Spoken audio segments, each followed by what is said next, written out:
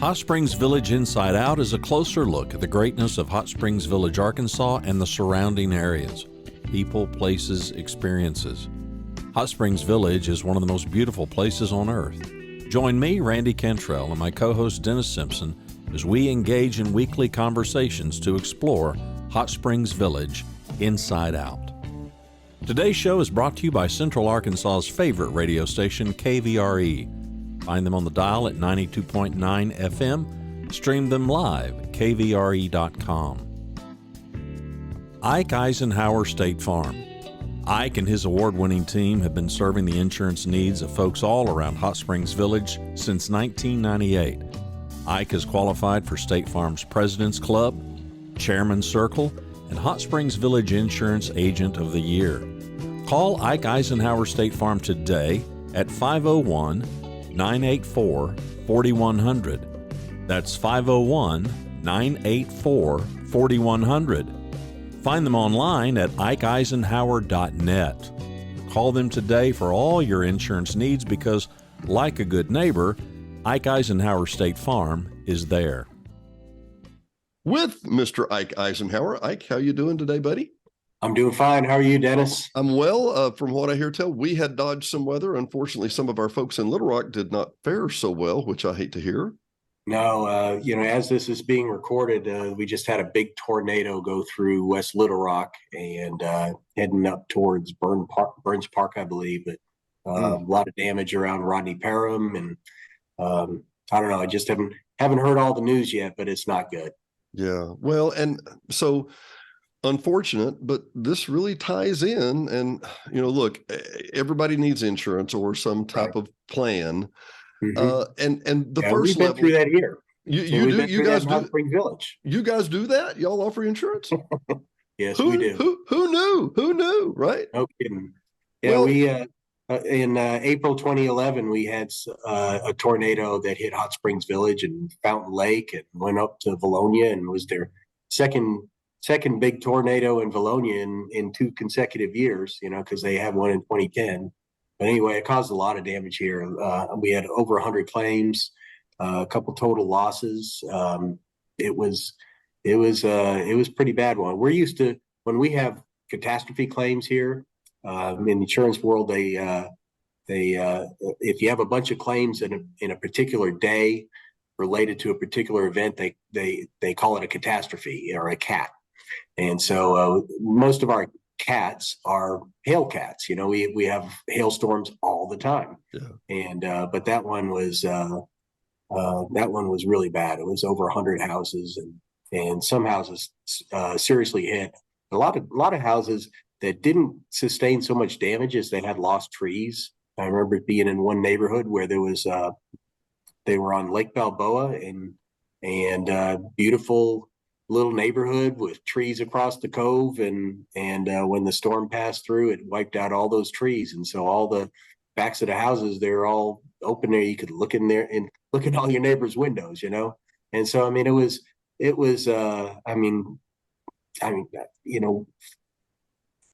I just can't imagine being in a situation. You live in this paradise, and then 1 minute later your property's destroyed. You don't have any trees. Yeah. No trees. I mean, and even if you don't have damage to the house, that's a pretty big deal. That's a very big deal. Well, and if I remember, it came up through the south side of Lake Coronado. It came across Coronado Golf Course. It came through Balboa, and then it came right back across Balboa Lake. And, for the casual observer. Yeah, the Ponce golf course area, Yeah, and for the casual observer, I wasn't living here at the time. I was still living in Little Rock. I just saw a lot of uprooted trees, but those trees fall a lot of places, don't they? Yes, they do. And for a while there, if you looked at Google Earth or you looked at a view of the village, you saw this brown stripe that followed the path of the tornado where all those trees were knocked down. It really was, and there was one over by the Woodlands. There was one on the Barbaric or whatever. All that to say, so okay. Number one, you need insurance at a bare level or some type of plan. What do you do beyond that? And you had alluded one time in a previous conversation we had to like a planner or like a test. How does this work? Yeah. Okay. So yeah, what you're referring to is, we can protect you for your auto insurance and your home insurance, and some of the most important things that you have are on what we call the property casualty side. Protecting your things, your house, your cars, protecting yourself from lawsuits through high levels of liability insurance. A lot of people get a liability umbrella policy to just in case they have an accident, and we protect them against the lawsuit. But there's also financial security, which is what you're talking about too, where there's all sorts of other risks out there too, financial risks, uh, long-term care risks, longevity risk. You know what longevity risk is, Dennis? I don't have a clue. I'm living too long. I don't know. That's exactly what it is. It's living too long, because that's a risk multiplier, and a lot of people are comfortable living up to a certain point in time, but they're afraid of running out of money. And so the longer you live, the more it affects things like long-term care, because the older you are, the more likely you are to need something like that, or to outlive a spouse and not have somebody there to take care of you in your later years. And so you have to go to a facility or something where you have people taking care of you. Even things like we have all sorts of people who are retiring on CDs and fixed interest investments, and they think, I want to be safe. I don't want to take any market loss. Well, if you're 65 years old and you jump to that strategy too early, and you live another 25 years, well, you've lost a lot of money to inflation over those years, and so that's a risk. So there's all sorts of different things that you can do to protect yourself against things like that. Everybody should have some safe money, but nobody should get too safe too quick. The actual minimum risk portfolio that was that's comes from real calculations of stocks and bonds and everything still involves about 33% equities in an account. So you should have some stocks in there. So in my mind, I can imagine all these external things coming, a tornado, a whatever, right? Right. Mm-hmm. But I can't, there's no way to calculate a tornado. I mean, what are the odds? Well, I say there's not, but with what certainty? But right. This tool that you're talking about, can you put all the factors in and say, okay, you're relatively healthy at this age, and you've got these resources, and you've got this in the bank, and you got these. Is there a way to calculate this? I mean, nothing's for certain. I get it, but right. Yeah. I mean, I've done that even, personally. You put pen to paper and you can do it, but you can't factor everything into it, because there's a lot of moving parts that take even if you can come up with the best spreadsheet that you can invent, you're still not going to take in all those factors into an account. And so yeah, there is software. You put in your income, you put in your Social Security, you put in your assets. You can put it down to I have this much money in these mutual funds, and it will and it will calculate it for you. And so yeah, I mean, and when you punch all that stuff in there, at the end there's a block that you click on, and it says will I be successful in this retirement plan? You click on that, and it will run 1,000 random trials in what they call a Monte Carlo simulator. And it will give you a percentage of how many of those trials were successful and how many of those trials were not successful. And so the average retiree, you want to be in that, 80 to 100% chance of success range, of course, some people are very blessed to be in that 99 percentile, the very, very top of the list. And others out there are, you punch those numbers in there and they're 30, 40%. And it will give you some recommendations, what you can do to increase your chances of succeeding. So this is not just, and I can hear the casual observer go, well, this is based on how much money you've got. Mm-hmm. No, I mean, it's based on your expenditures and your lifestyle and that, right? I mean, is that true also? Exactly. I remember reading years ago that of all the factors that go into a successful investing, the return on what you get has the least impact of everything else. Really? What has the most impact is how much you spend, how much you are dedicated to saving, how much you do to improve your standard of, your income so that you can save for retirement and everything. And so anyway, all those things make a lot more impact on what you end up with at retirement than the return on what you get. And anyway, but nobody focuses on that. Everybody focuses on the return. Well, yeah, I got a 12%, I got a 14%. Well, but if you're spending 20%, it doesn't matter. Oh yeah, I mean, there's a lot of people out there. Well, I'm saving in a 401k. Well, how much are you saving? What are you saving it in? Can you cut your spending a little bit and save a little bit more?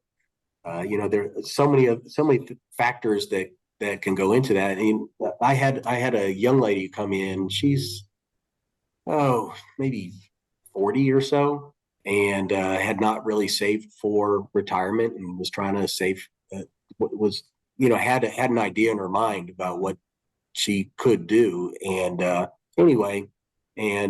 score was in the 30s, 30 something percent. Like, well, you have to do a little bit more. And, there are other things that she hadn't factored into it. Like, she had a life insurance need. What happened if something happened to her, mm-hmm. What would happen to the kids? Well, I mean, that was disastrous to her. Wow. She said, I need to take care of that first. It's like, absolutely, because you can't, you got to take care of the risks first before you can invest for, to make money. And so anyway, everything should happen in order. You take care of your risk first, then you invest to make money. And then if you're fortunate enough to have enough, then you start worrying about legacy things. How do you leave money to the next generation? Where do you want your money to go? How do you take care of those things? Well, and so, pardon my naivete, and it's been a really wonderful relationship with you, Ike, because we've learned so much. But to be very frank about it, everybody looks at a life insurance company and says, well, they do or an insurance company. Well, they do life auto. Yeah. And that's it. And that's where they quit looking at you. You offer this service. I mean, I could come in and you could run a profile on me. Yeah, absolutely. It's kind of fun. I mean, I've been fighting this battle for 25 years. I just had my 25th anniversary in agency. And the very first year I started was the very first year I got to be a registered representative and start selling State Farm mutual funds back then. And here it is 25 years later, I still get, you do that? I didn't know you do that. And it's like, yeah, we do it now. It's like we do it with BlackRock, American Funds, Jackson National Life Insurance Company. We've got State Farm Life Insurance Company, annuities and life insurance products. We got access to, and we have a relationship with U.S. Bank. We used to have State Farm Bank for CDs and money market accounts, and now we get preferred CD rates and all from U.S. Bank. And so we have access to all those different things now. It's and it's hard to get people to realize that, but we do all those things. Well, because it doesn't say State Farm Financial Counseling, it says State Farm, insurance. So that we get that stuck in our heads. You go back to the 40-year-old lady there, and I'm not being harsh, but I imagine she had a pretty rude awakening that and let me back up. Everybody invests in mutual funds because that's what they're told to do. I should have a mutual fund. Well, why should you? I mean, people don't know why. They just have heard that's what they should do. And the same reason for insurance. And you and I have had these discussions many times. What is life insurance for? Well, it's tax-free. I mean, there's a lot of variables there. But when's the right time for somebody to come and see you? Is it in the 40s? Was it, and I don't mean this wrong, but was it too late for her? Was she in a corner? Well, it's like the old expression, what's the best time to plant a tree? You can't go back 20 years and plant a tree. So you do it today, Today. And so, yeah, I mean, it's not too late. I mean, it's a challenge, but it once again, it gets into all those other factors other than how much return am I getting? It gets down to how much can I afford to save? Can I cut back on? an expense or two and save a little bit more. There's all sorts of things that you can do that can make up for lost time if you're disciplined enough to do it. And so, yeah, I mean, it's not too late. I mean, obviously the best time to start this is when you're young, when you're 20 something, whatever. But, you know, even we, you know, my clientele is not 20 something year old for the most part. I have retirees, and most people here, they have a pot of money in which they have to dip and live off of, and so most of my conversations with people who have something and they're just trying to make it last. Yeah. Well, one of my favorite quotes there is if your outgo exceeds your income, then your upkeep becomes your downfall. Is that fair enough? Yeah, very clever. Yeah. Yeah. If your outgo exceeds your income, then your upkeep becomes your downfall. And you know, your point, it's easy to, I can't go and change what the market's going to pay out this year, but I can change what I'm buying. I can change how many vacations I take. I can change. I was just, we were thinking about this meeting today. I was just thinking, what would, if somebody came to me and said, you know, so 20 something me came and said, you know, what financial advice would you have? I don't know why this hit me across the head, but I was like, never, ever, ever put a meal on a credit card. Ever. Ever. Not unless you just want to pay for that credit, that meal for forever. And but in that same token, you just want to pay for that meal once, you know, not multiple times. Yeah, I enjoyed it once and I paid for it 200 times for the next 200 months or whatever, you know. I think that there's a lot of common sense that we don't use as common sense anymore. I mean, just decrease your expenditures, right? Right. Yeah, absolutely. And, you know, I mean, life gets in the way. You know, sometimes we all get whacked with a 2x across the forehead every once in a while. And you know, sometimes divorce or health problems or, you know, problems with children or something like that. I mean, there are things that set people back, you know. Sure. And so, yeah, you do run into people in their 40s or whatever that don't have a lot of savings. And to be honest, that's the norm. That's really not the exception. Yeah, most people are. I mean, even at retirement age, you know, more than 90% of people are not fully prepared to retire, and they just may not realize it, or they just, you know, figured, hey, I'm going to be like this, and just resign themselves to that at an early age and don't do anything about fixing it. And so anyway, I mean, that's just, unfortunately, that's what we have to deal with. And so in situations like that, it's like, look, let's protect the safe stuff. You know, we're, being an insurance company, we're really good at taking care of the safe stuff, you know, because that's in our blood, is to protect you against risk. And so and then after that, then you can get into the more speculative stuff, you know. Yeah, but being too safe doesn't mean keep out of the stock market entirely. You know, I mean, there's strategies to do it. You know, first of all, you can just get a income mutual fund or something like that if you really wanted to do it the simple way. That does have some stocks in there, but mostly other things like bonds. Another strategy, one of my favorite strategies, is set aside. Let's say you're out of your retirement portfolio, you need to supplement your Social Security by $20,000 a year. Okay, you set aside $80,000, 4 years of that. Okay, put that into something safe, something that you're not going to lose money on. In the good years, you take money out of your 401k or your IRA. You take it out of there, and but in a bad year, let's say 15% down in the market, in those years, don't take it out of there, because then you take a temporary loss and you turn it into a permanent one. Okay. So great example, when the dot-com crash happened in 2000, 2001, 2002, we had some, you know, huge years, you know, some of the, you know, 4 great years in the market. I mean, just unbelievably great years. Yeah. People were making a fortune, and everybody was loving the stock market. And all of a sudden, boom, boom, boom, 3 down years in a row. So anyway, if you use that strategy, you would take out of your safe money year 1, and then your safe money year 2, and then the safe money year 3, and then in 2004 the market bounced back. Well, what do? You take it out of your IRA or your 401k, and you replenish the savings. So you take your 1 year out there, and then you replenish your savings back into whatever your savings account might be. And your savings account could be, once again, CDs, money market accounts, cash value life insurance. There's all sorts of things out there that you can put it into. Well, and so, what I'm thinking, and I love this because, your per term, which could not be more pertinent, you just made your losses permanent. Mm-hmm. You're not going to restart. When you take that money out, you're not going to get your position back in the market with that money at any time again, right? Right. Yeah. There's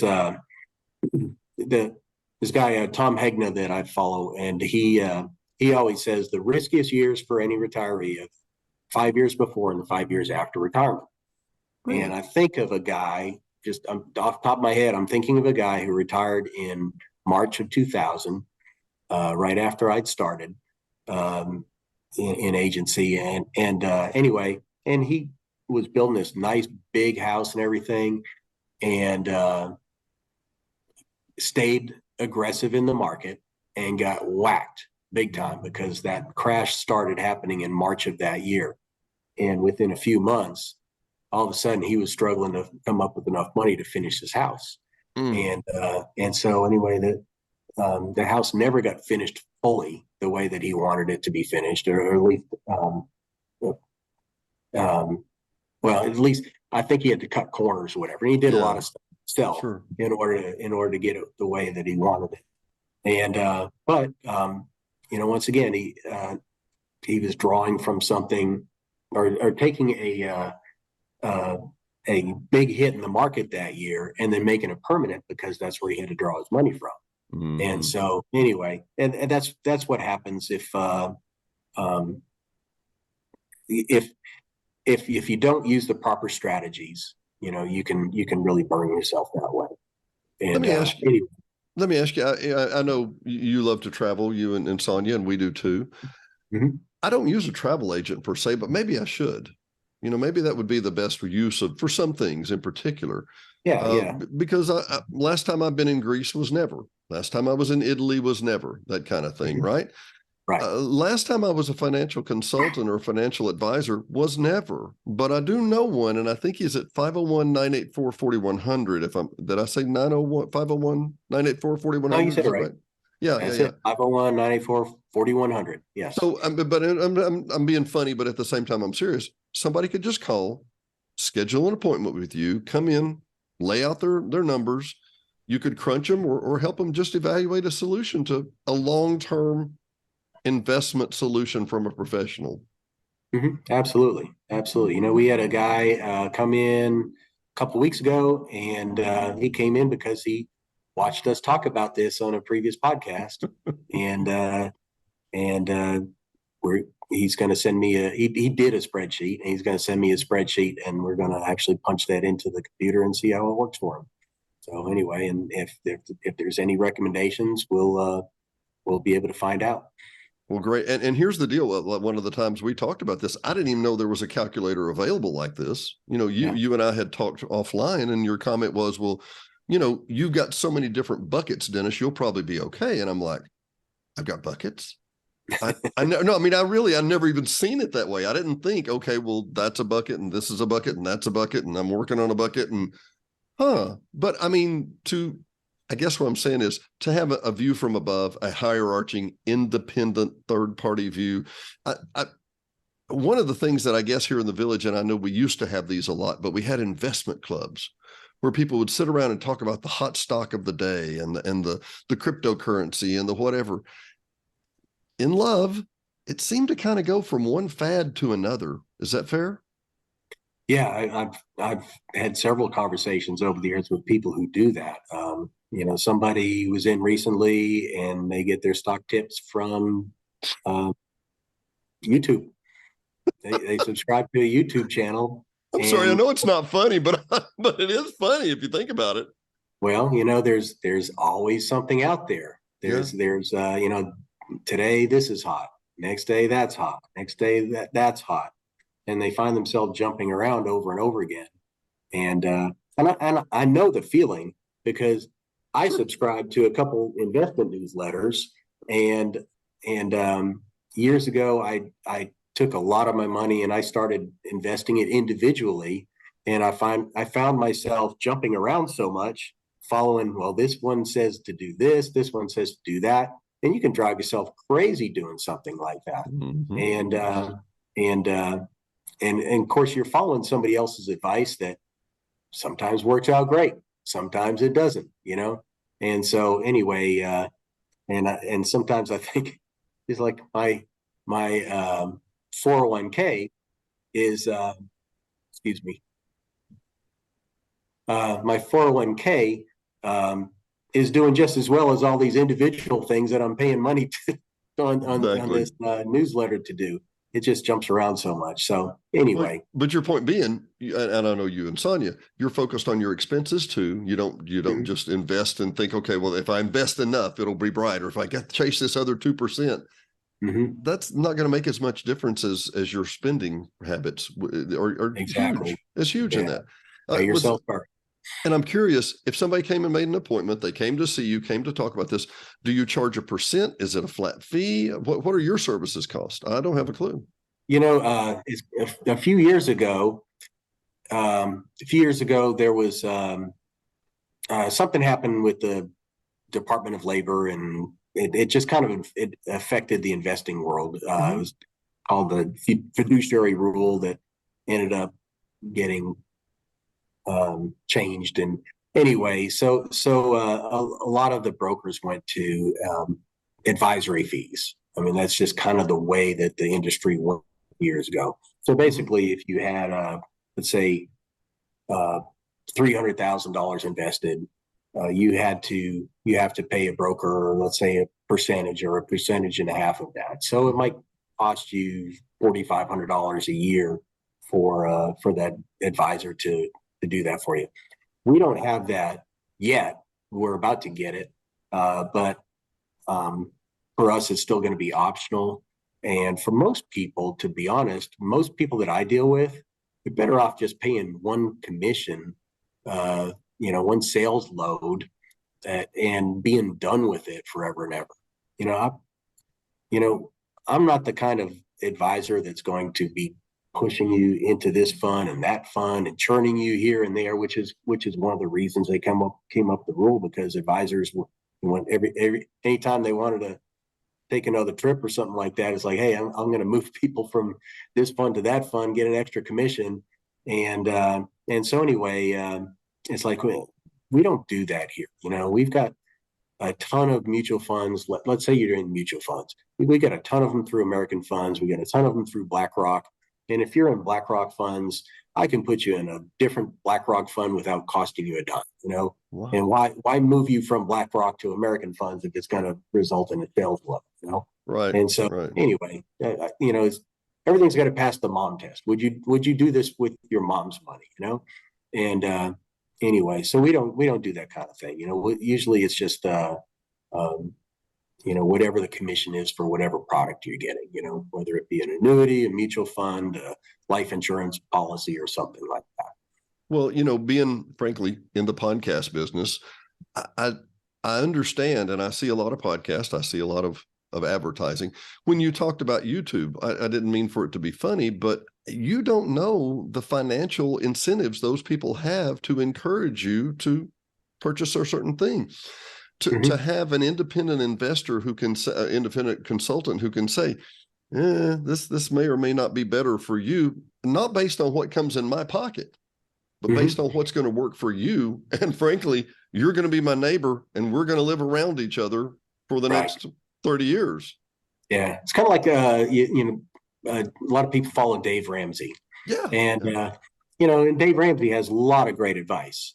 And it's like, but people call into his radio show, and I've heard the radio show too, and they'll say, hey, I got this, and this, and he will give them advice, based upon a 2-minute conversation, or not even two, like a 2 minutes, maybe a minute and a half long summary of what's going on in their life. And there's so many other things that factor into it. You can't do that in a minute and a half.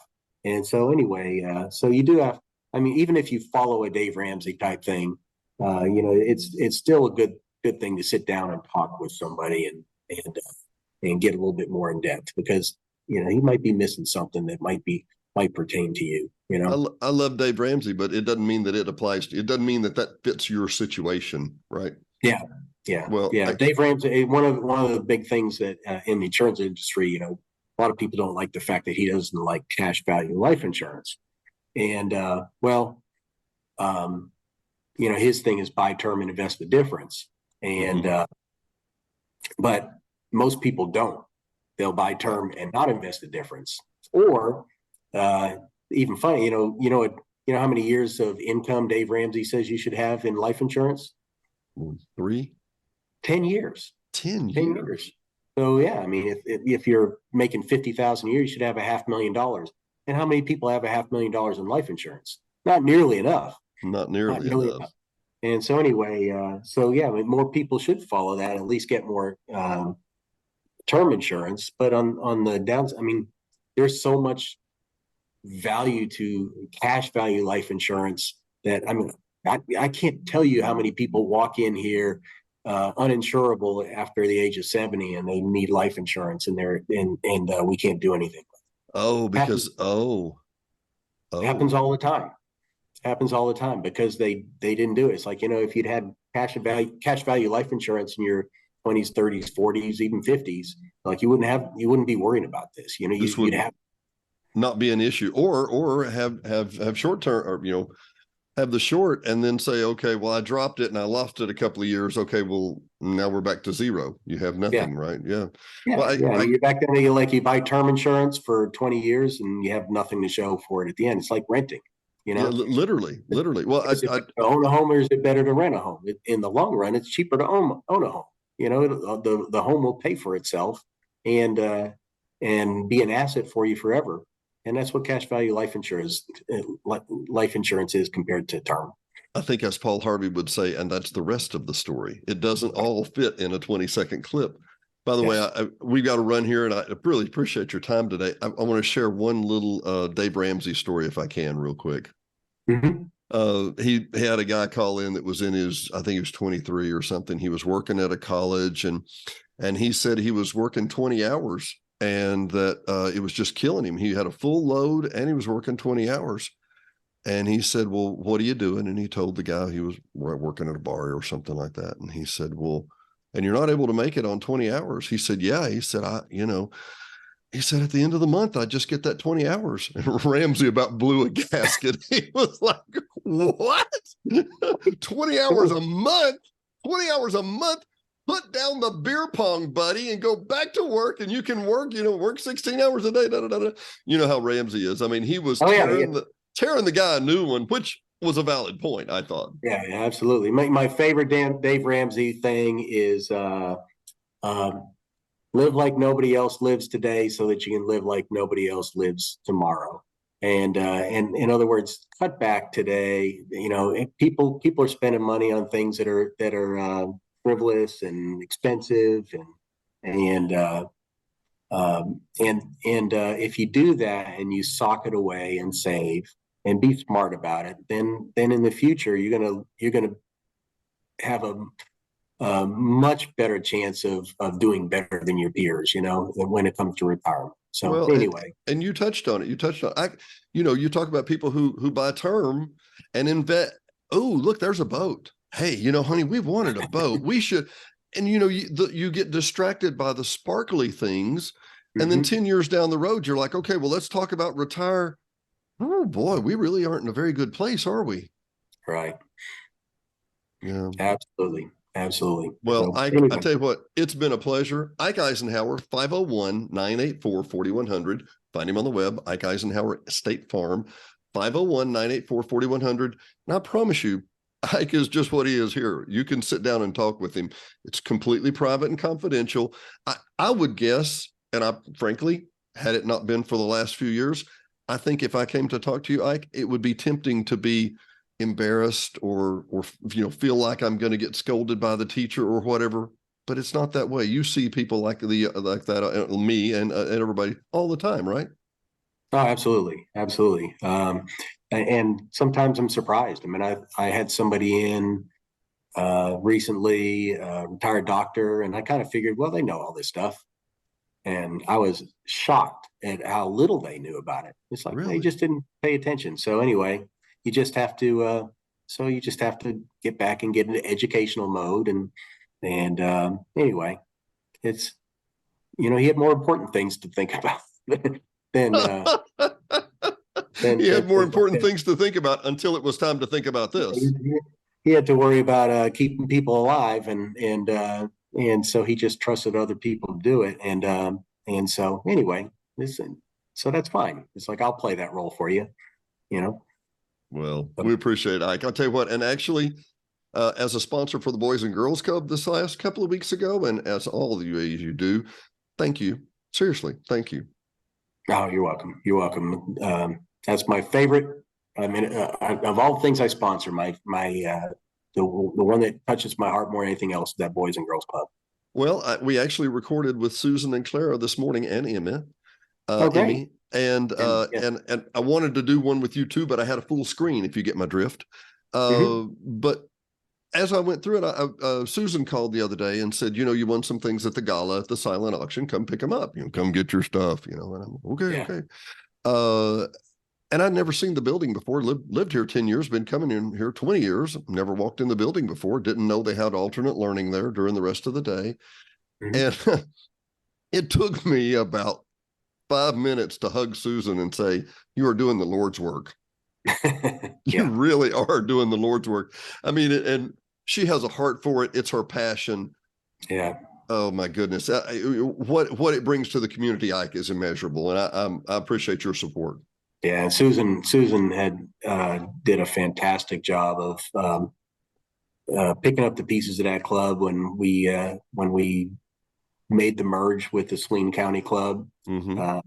She jumped in there, and I mean, the hours and the work she put into making that club successful was just unbelievable. And she's still there today. And so anyway, nothing but respect for what she's done over there. And doing a great job. Folks, I mean, what great people to work with. Yeah, it's a delight. It really is. And with Ike Eisenhauer Insurance. Buddy, we'll talk to you next time, okay? All right, Dennis, thanks. Thanks for watching and listening to Hot Springs Village Inside Out, a weekly podcast starring Hot Springs Village, Arkansas. Visit the website at hotspringsvillageinsideout.com.